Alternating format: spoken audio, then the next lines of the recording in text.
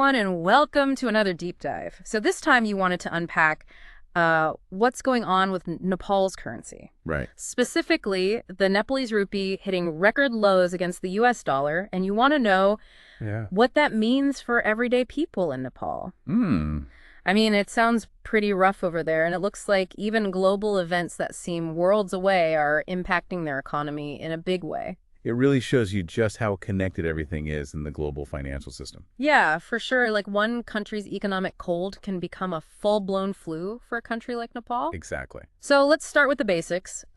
We know that Nepal's currency is pegged to the Indian rupee. Right.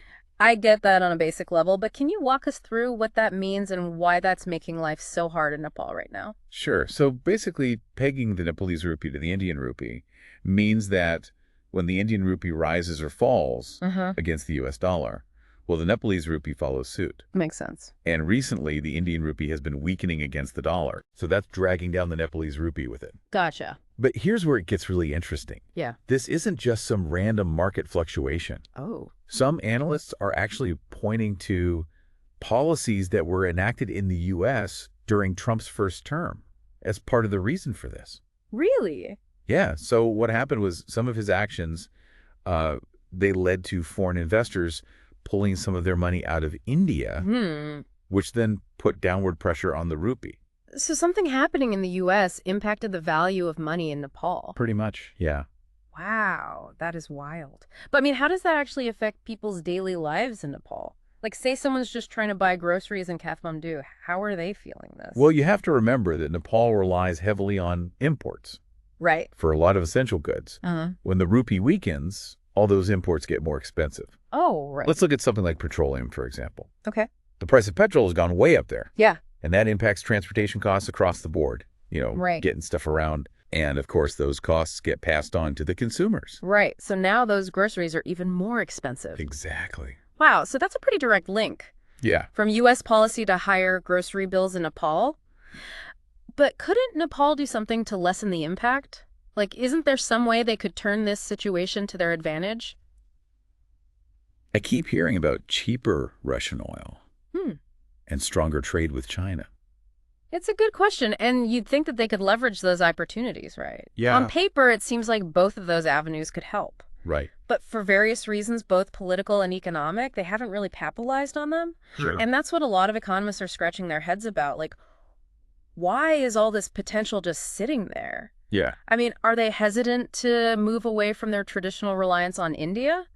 Or is it just a lack of a clear strategy? Yeah. Maybe an over-reliance on foreign aid that sort of prevents them from looking inward.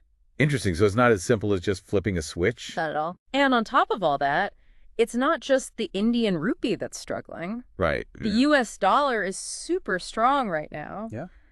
And that's got to be making things even tougher for Nepal. Oh, absolutely. The dollar is like a safe haven for investors, especially in times of global uncertainty. With the war in Ukraine going on. Yeah. Everybody wants dollars, and that pushes up the value. Makes sense. But it puts Nepal in a really tricky spot, especially when you consider this thing called demand elasticity. Demand elasticity. Okay. Can you remind me what that means again? Sure. Basically, it's how much the demand for a product changes when the price changes. Right. So in theory, devaluing their currency could make Nepalese exports cheaper and more appealing to buyers. But that only works if there's actually demand for those goods. Right. So if nobody wants to buy what you're selling, it doesn't matter how cheap it is. Exactly. And that's the problem Nepal faces. They rely so much on imports that devaluation would actually make things worse for them. Oh, right. Because those imports would get even more expensive. Wow. So they're kind of stuck between a rock and a hard place. Yeah. Pretty much. And then there's the whole issue of remittances. Right. Which seems like it could be both good and bad in this situation. It is a bit of a double-edged sword. Yeah. Remittances from Nepalese working abroad are a huge part of their economy. So a strong dollar means those remittances are worth more in dollar terms. Yeah. But when they get converted back into rupees, the devaluation eats away at those gains. Yeah. So families in Nepal who depend on those remittances are getting squeezed on both ends. It's crazy how a decision in one part of the world can have this kind of domino effect on another. Absolutely. It shows you how interconnected things really are. And it really makes you wonder, how can Nepal navigate this global economic storm and come out stronger on the other side? Well, that's the million-dollar question, isn't it? I think we need to dig into that a little deeper and see if there are any potential solutions out there. I think that's a great idea. We'll be back after a quick break with more on that. Sounds good. We were just talking about how tough this situation is for Nepal, and it got me thinking, like, are there any examples out there that Nepal could maybe learn from? Yeah, I mean, there are always lessons to be learned, right? Yeah. Even from situations that seem totally different at first glance. Like, take Sri Lanka, for instance. Yeah, Sri Lanka's economic crisis has been everywhere in the news lately. Right. But their situation is pretty unique, isn't it? It is. Yeah, I mean, Sri Lanka had a whole bunch of factors going on at the same time. Like, they had a lot of borrowing, they had some government missteps, and then tourism completely dried up during the pandemic. Right. So it's kind of like a perfect storm. Wow. But one thing that really stood out was their foreign reserves were dwindling. They basically ran out of money Oof. to pay for essential imports. Oh, wow. And that led to shortages and, prices going through the roof. So even though the circumstances are different, there's a cautionary tale there for Nepal. Oh, absolutely. Yeah, absolutely. It shows just how important it is for a country to have a strong financial safety net. Yeah. Especially when you're so reliant on imports like Nepal is. Makes sense. So they need to be thinking about things like diversifying their sources of income, managing their debt carefully, Right. and putting some smart economic policies in place. Yeah. Otherwise, they could be heading towards a similar crisis. That's a sobering thought. Yeah. So knowing all of this, what can Nepal actually do to build that resilience? I mean, they're stuck between India and China. Right. They rely on foreign aid. It feels like they don't have a lot of options. It's a tough spot for sure, but there are things they can do. One big one is focusing on boosting their domestic production. Okay. Right now, they're importing so much stuff. Right. But what if they could produce more of what they need right there in the country? Think about agriculture, manufacturing, renewable energy. Yeah. If they can get those sectors really humming, they'll be less vulnerable to these global price swings. Yeah. So basically become more self-sufficient. Exactly. Okay, that makes sense. But that takes time and investment. Right. Are there any strategies that could help in the short term? For sure. Another important step is diversifying their export markets. Okay. Right now, they're pretty much tied to India, but relying so heavily on one trading partner is risky. What if India's economy takes a downturn? Right. Nepal needs to explore opportunities in other regions to spread the risk a little bit and create more stability. So like a don't put all your eggs in one basket approach. Exactly. Yeah. And here's where things get interesting. Nepal's location between India and China, Right. two of the biggest economies in the world, Yeah. could actually be a huge advantage. You mean like becoming a bridge between them? Exactly. But wouldn't that be tricky politically? Oh, it would require some very delicate diplomacy, no doubt. Yeah. But if they play their cards right, Nepal could really benefit from stronger trade ties with China. Think about it, access to a massive market. So more foreign investment. The possibilities are huge. it sounds almost too good to be true.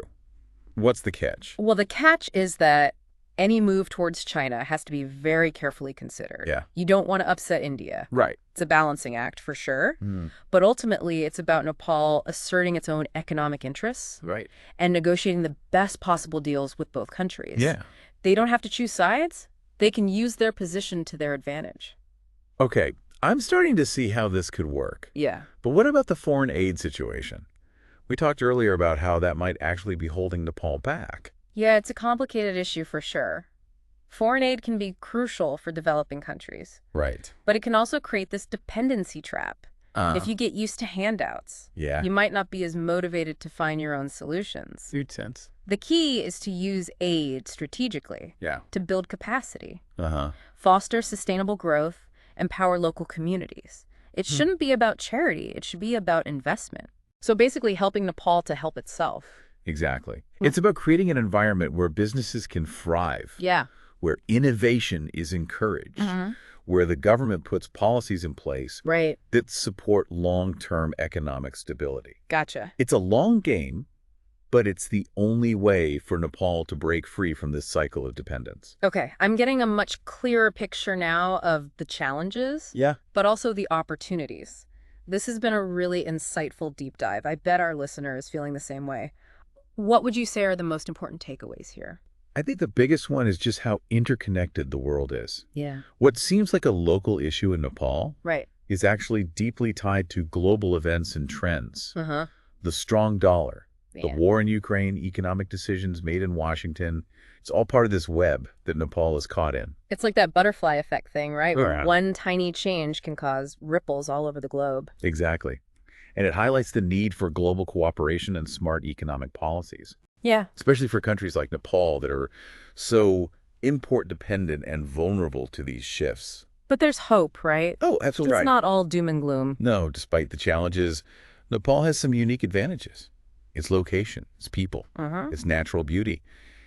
If they can leverage those strengths, diversify their economy, Right. and make smart choices about trade and foreign aid, they can definitely build a more resilient future. It sounds like a tough road ahead, but I'm feeling cautiously optimistic. And this brings us to the big question. What does all of this mean for the future of Nepal? And for our listener who wants to understand where things might be headed, and Right. so many things to think about, when we talk about the future of Nepal. But if we had to pick like one big question they need to grapple with going forward, what would it be? Well, I keep coming back to this idea of self-reliance. Right. Nepal really needs to find a way to break free from this cycle of dependency. Yeah. Whether it's on India or foreign aid or import, they have to start investing in their own people, Right. their own resources, their own potential. Like we were saying earlier, it's not about handouts. Right. It's about empowering them to stand on their own 2 feet. Exactly. And that means making some tough choices, Yeah. thinking outside the box, Uh-huh. and having the political will to see it through. Like what kind of choices are we talking about?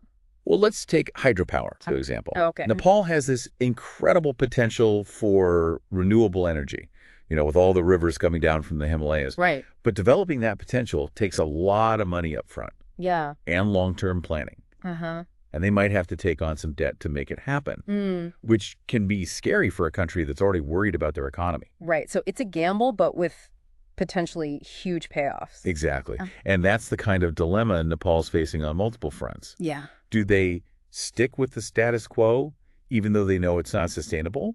Uh-huh. Or do they take a chance on something new, Right. knowing it could be risky, but also incredibly rewarding? Man, that's a tough call. I'm starting to see why so many experts are watching Nepal with bated breath. It really is a crossroads moment for them. The decisions they make in the next few years could have a huge impact for decades to come. This deep dive has been so eye-opening. Glad to hear it. I feel like I have a much better grasp on not just the economics, Yeah. but also the human side of what's happening over there. It's easy to get lost in the numbers sometimes. Right. But this is about people's lives at the end of the day. Absolutely. Their hopes, their dreams for a better future. And I really hope that with a little bit of knowledge and a lot of hard work, they can achieve those dreams. I believe they can. It won't be easy, that's for sure. Yeah. But Nepal has a lot going for it. Well, on that note of cautious optimism, Yeah. I think it's time to wrap things up. That's good. Thanks again for joining us and sharing your insights. My pleasure. And to our listener, thanks for diving in with us today. We hope this is giving you a better understanding of the challenges and opportunities facing Nepal. It's amazing to me how a seemingly local currency issue can actually open up this whole window into global trends. Right. And how interconnected we all are. Absolutely. So until next time, keep exploring, keep learning, and keep asking those tough questions. Couldn't have said it better myself. We'll be back soon with another deep dive.